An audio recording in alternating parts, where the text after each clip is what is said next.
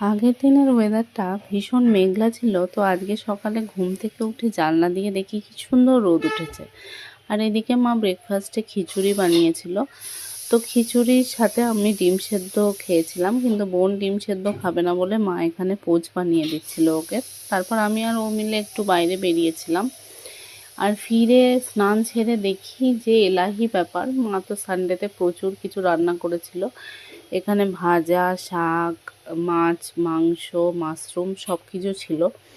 তো তারপর lunch complete করে বিকেলে এক আন্টির ঘরে গেছিলাম, তো সেখানে ওয়েন্দ্রিলা নিজের হাতে জ্যাম পাউরুটি বানিয়ে দিয়েছিল। তারপর আন্টি বলছিল রাতের ডিনারটা চলো না সবাই এখানেই করি একসাথে। তো তাই জন্য বিরিয়ানি অর্ডার করা হয়েছিল এবং সকলে মিলে আন্টির ঘরে বিরিয়ানি দিয়ে আমরা ডিনারটা সেরেছিলাম। তো তোমাদের কেমন লাগলো জানিও। সকলে ভালো থেকো, সুস্থ থেকো। Good night.